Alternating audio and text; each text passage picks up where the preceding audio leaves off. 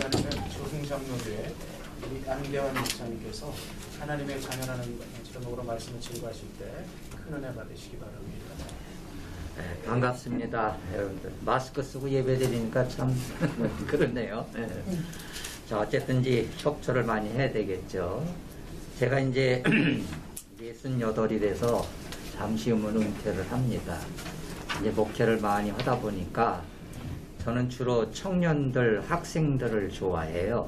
그래서 이제 걔네들을 데리고 앉아서 여러 가지 얘기를 하는 가운데 성경 공부 시간에 한번 이런 질문을 한 적이 있어요. 너희 아버지를 한번 소개해봐라 그랬습니다. 그리고 제가 어디 가면은 이제 명함을 참 많이 받거든요. 그래서 이제 어느 날부터 그 명함을 받으면서 이 명함이 저 사람이 아닐 텐데 하는 생각이 들었습니다. 그래서 청년들한테 아버지를 소개해달라고 그랬더니 어떤 한 녀석이 하는 얘기가 우리 아버지는 회사원이고 나이는 몇 살이고 부인은 누구고 자녀는 몇을 두었고 다 이제 청년들 얘기를 듣고 난 다음에 제가 그런 얘기를 했습니다. 너희 아버지는 지금 하나도 없다 그랬습니다.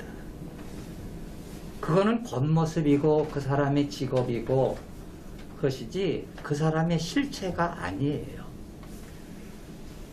여러분은 여러분 아내하고 대화하는 가운데에 그 대화 내용 중에 아내의 실체나 남편의 실체가 거기 들어있는가 한번 생각해 보신 적이 있어요?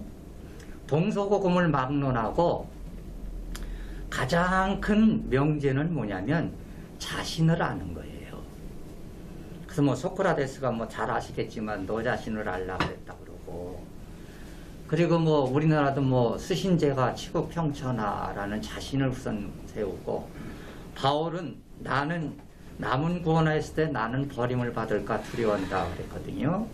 빌리 그레엄 목사님이 목회를 그만두시면서 하신 얘기가 있어요. 나는 목회에 실패했다. 아니 그 위대한 양반이 목회를 실패했다는 말에 기자가 놀랐어요. 나는 전부 세상을 다니면서 엄청난 소련 당시에도 그 이데올로기 속에서도 못 들어가던데 들어가서 집회를 하시고 그러시던 양반인데, 그러니까 그분이 하는 얘기가 나는 사람하고만 바빴지 진정 내 아버지하고 바빠본 적이 별로 없다는 겁니다. 그래서 우리나라 노래 중에 아리랑이라는 거 아세요? 이렇게 질문 드리는 제가 자신이 웃기지만 우리 흔히 아리랑이라는 이 노래를 그저 사랑에 어떤 관계된 노래라고 생각을 해요. 아리랑 아리랑 아라리요, 아리랑 고개를 넘어간다. 나를 버리고 가시는 님은 심리도 못 가서 발종이란다.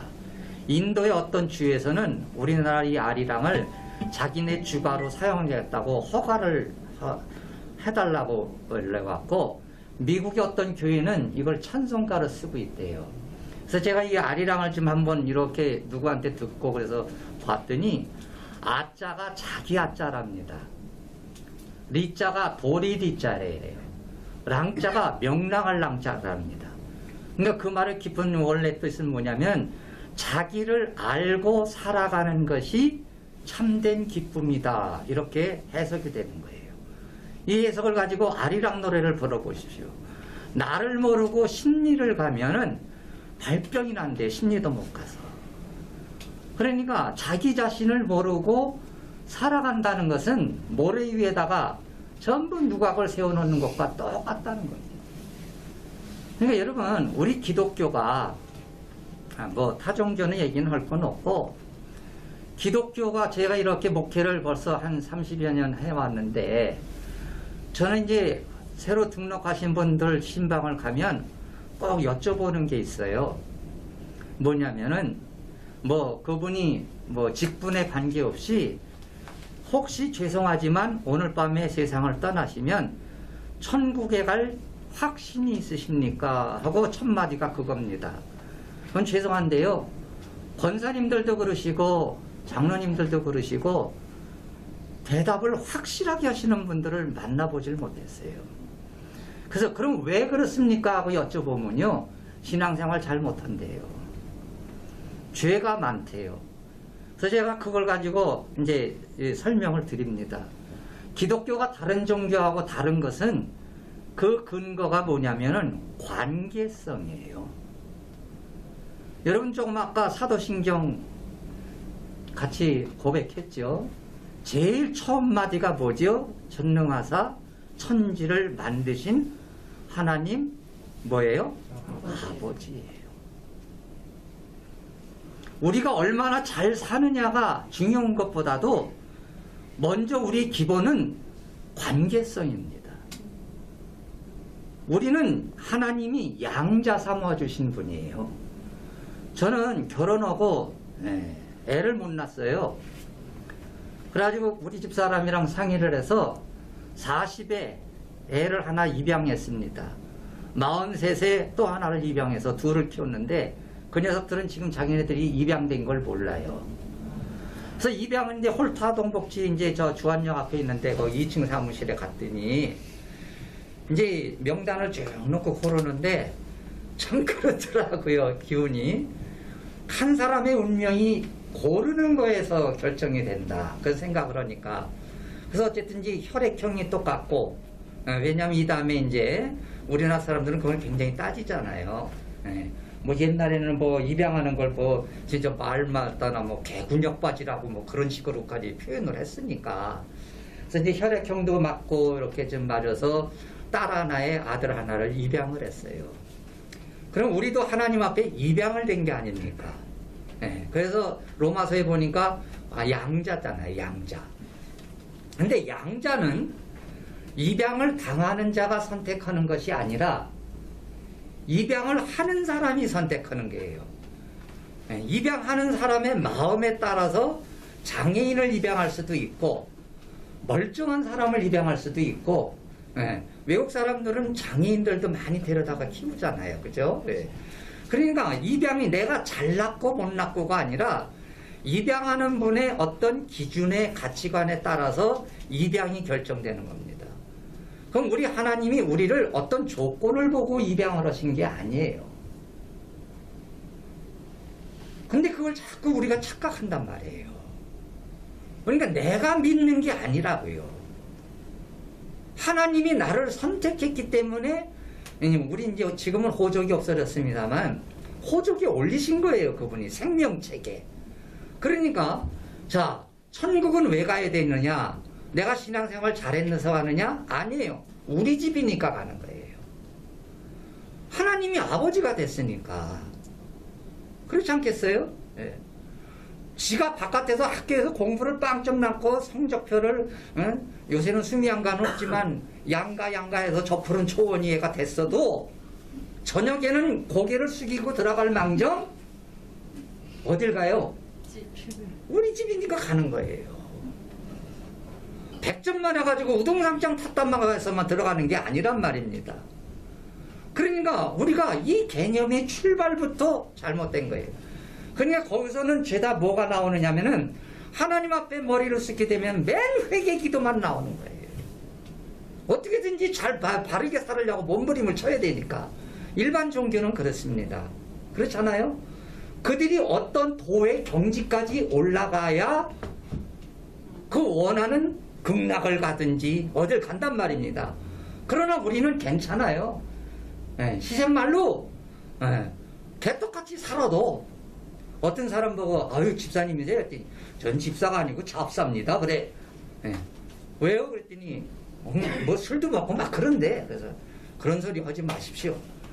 나는 우리 자녀가 제 앞에 와서 이 못난 놈을 어쩌고 바보 같은 녀석을 죽일 놈을 어쩌고 한 번 하면은 그래 네가 철났구나 그러지 못해요. 이놈 자식아 내가 너 같은 놈을 내가 난데 애비냐? 아니잖아요. 우리가 이름을 갖고 자긍심을 갖고 하는 거는 내 행위나 내 지위가 아니라 우리 아버지의 영광이란 말이에요. 기독교인은 사는 게 뭐 때문에 사느냐? 상급 때문에 사는 게 아니에요. 왜? 아버지께 내 거고 내게 내 거잖아요. 말이 이상하죠? 아버지께 내 거예요. 근데 돌아온 탕자의 비유에서도 큰아들 녀석이 그걸 착각했단 말이에요. 둘째 아들은 나가서 탕진을 했는데 아버지는 돌아왔는데 그저 팔을 잡아주고 자기는 말썽도 씹힌 적도 없고 열심히 죽어라고 예배했는데 뭘 줬느냐? 아들이 뭘 착각했죠?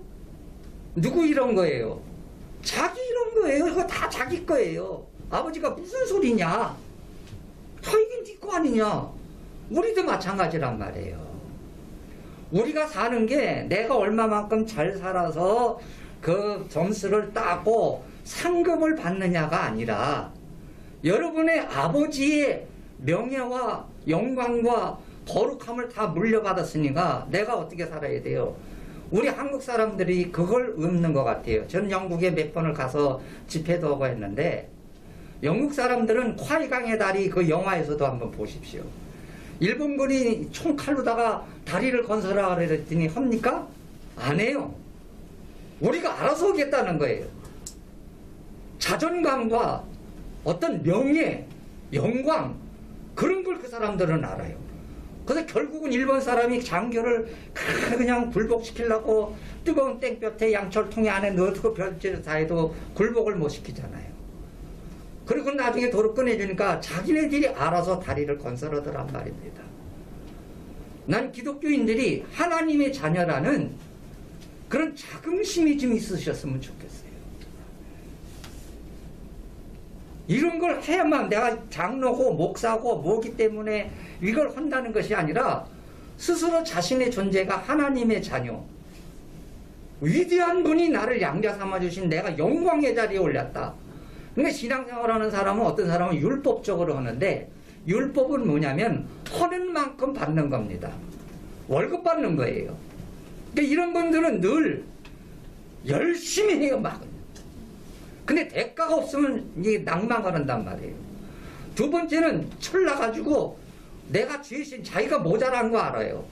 그래서 늘 죄의식 속에 삽니다. 교회 가서 기도만 하면 맨날 회개합니다. 잘못됐습니다. 그러고 살아요. 그래서 루터가 바로 그 죄의식 속에 살아가지고 그 하루에 수십 번을 그 천주교회 아시죠? 그거 신부님 이렇게 문 열고 고해성사하는 거. 그 담당 신부가 아주 지겨워 죽겠다고 그랬대잖아요. 그런데도 속이 시원치 않은 거예요. 우리는 모자라요. 하나님의 기준에 봤을 때 저나 어느 누구나 한영기 목사님도요. 그분도 하나님 앞에서는 수준이 안 돼요. 그러니까 이렇게 수준이 안 되는데도 하나님이 나를 사랑하시고 자녀를 삼아주시다는 그 감격. 그 감격, 은혜 속에 은혜를 받아보신 적 있으세요? 가슴 벅차잖아요. 진짜 목숨을 내놔도 아깝지 않잖아요. 얼마나 신납니까? 그렇게 기독교인은 그래서 항상 기뻐하면서 어느 형편이든지 우리는 그저 로또나 맞고 여러분 로또 한번 사보셨어요? 저는 사봤어요. 목사지만 우리 교인들 데리고 그것까지. 근데 로또 사는 이유를 제가 알았습니다. 거기서 한번 샀는데 안수 집사님네 네 집하고 저까지서 2,000원씩 내가지고 2,000원을 때 한 장에 그래서 5장을 사가지고 그 안수 집사 마나님을 주고는 이제 자녀가 갖고 있다가 해라 그랬더니 월요일부터 이제 월요일날 사서 있는데 토요일날 중계방송을 하는 거예요. 이분이 목사님 하나 맞았습니다. 2개 맞았습니다. 3개 맞았습니다. 하는데 가슴이 벌렁벌렁벌렁하고 4개 맞았습니다 하는데 앞이 안 보이는 거예요. 그냥 그들이 그 다음에 소식이 없네. 그래서 4개 맞아가지고 그때서는 국민은행에서 했었는데 10몇만 원을 탔더니 다 잘라내고 8만 몇천 원 주더라고요. 죄송합니다. 목사가 성경에 로또가 나와요. 로또 아브라함과 같더라. 아브라함이 로또를 했다고요. 그런데 그 8만 8천 원을 하나님 앞에 선경금으로 드리고 5집이 애들 데리고 돼지갈비 먹었는데 10몇만 원 나왔습니다. 근데 이제 그 얘기가 아니라 로또를 왜 사냐면은 월요일부터 상상이 되는 거예요. 그때만 해도 150억을 이제 1등이 거의 되는데 이걸 타면 뭐 할까 그 생각을 하는데 뭐 얼마나 행복한지. 그때가 저기 한양 2차 아파트가 한 채에 한 1억 3천도 안 될 때예요. 그럼 우리 교인 몇 명 안 되니까 그 집들 하나씩 다 사주고. 근데 나중에 생각해보니까 목사는 목사더라고요. 제 차 산다는 생각은 한 번도 안 해봤어. 제가 교회 이러고 뭐 그래서 나 혼자 뿌듯했어요. 그런데 이 로또를 사서 일주일이 행복하더라고요. 이걸 사가지고 뭘 해야 되겠다는 생각에 일주일이 행복한데 폐단은 뭐냐? 기도가 안 돼요. 기도하려고 무릎 꿇으면 이 돈 가지고 뭘 해야 되겠다는 생각에 그래서 그 다음부터는 안 사는 거예요. 여러분 그런 행복이 아니에요. 우리는 그런 기쁨이 아니에요. 나 같은 것이 그 아시죠? 아프리카에는 그 남자가 장가 가려면 여자네 집에다가 이렇게 황소 몇 마리 주는 그런 부족이 있는데 그 동네 아주 꼴통인 처녀가 하나 있었어요. 생긴 것도 옥돌매, 옥상에서 떨어진 메주같이 생기고 성격도 괴팍해가지고 다들 싫어하는 노처녀가 하나 있는데 추장 아들이 이 노처녀한테 눈이 뒤집힌 거예요. 그러니까 남녀간의 관계는 이거는 설명이 안 되는 거예요. 이게.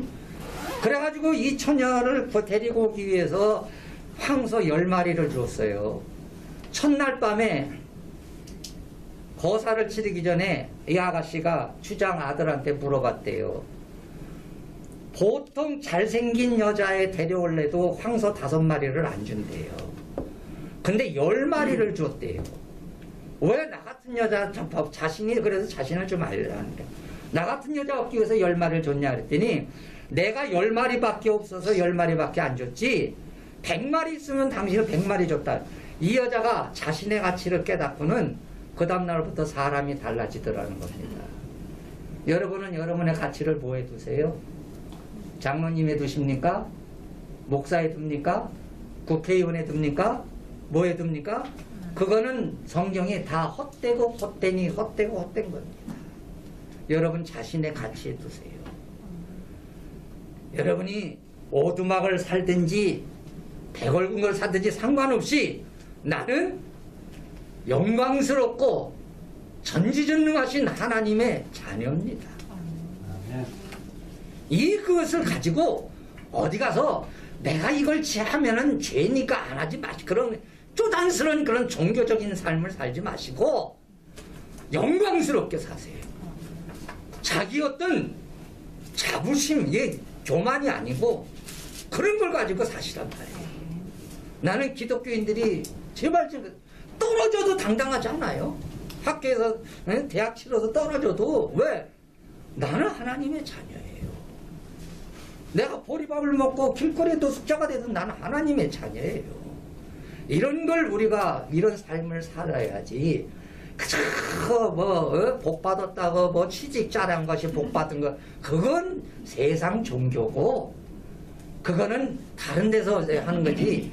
그거 다 썩어질 거라고 하면서도 그걸 자랑하고 있단 말입니다. 그래서 난 여러분들에게 지금도 저는 성경을 보는 관점이 그래요. 여러분 죄송합니다. 심은 대로 거두죠. 콩 심은 데 콩 납니다. 그러면 죽음을 심으면은 생명이 납니까? 죽음을 심었는데 생명이 나요? 안 나요. 그렇잖아요. 우리가 다 사망을 고린도전서 15장을 잘 읽어보세요. 속된 것을 심었는데 거룩한 것이 난대요. 사망을 심었는데 생명이 난대요. 그러면 이게 인과론에 의해서 원인과 결과가 맞아요? 안 맞아요? 안 맞아요. 절대 안 맞는 겁니다. 기독교는 원인에 따라서 결과가 나타나는 종교가 아니에요. 난 종교란 말도 싫어요. 아무것도 없는 데서 나는 게 기독교예요. 여러분과 제가 구원받은 것도 그렇잖아요. 조건이 있어서 받았어요. 천국에 우리가 사망으로 심었는데 영생으로 얻는 거둔대요. 이건 원인이 아니에요. 걱정하지 마세요. 하늘나라가 뭐 어떤 사람은 개털 모자 쓰고 어떤 사람은 못 쓰고 이거 없어요. 다 자녀의 영광 누리고 하나님이 과거는 안 물으시는 거예요. 이런 위대한 약속이 있는데 우리 쪼잔하게 살지 마시고 어깨를 탁 펴고 누구 앞에 가서든지 영광의 그 아름다운 삶을 사는 하나님의 자녀가 되시길 주님의 이름으로 축원합니다. 기도하십시다. 하나님 아버지, 하나님이 나를 자녀 삼아주신 그 영광을 아는 우리 기독교가 되게 하여 주시옵소서. 그래서 세상에 어떤 지위, 어떤 부귀, 어떤 영광이라도 하나님의 자녀만큼 온전하게 된 것이 없음을 깨달아 코로나든지 전쟁이든지 어떤 상황 속에서도 우리가 항상 기뻐하고 쉬지 말고 기도하고 범사에 감사하는 거룩한 영광을 누리게 하옵소서. 예수님의 이름으로 축복하며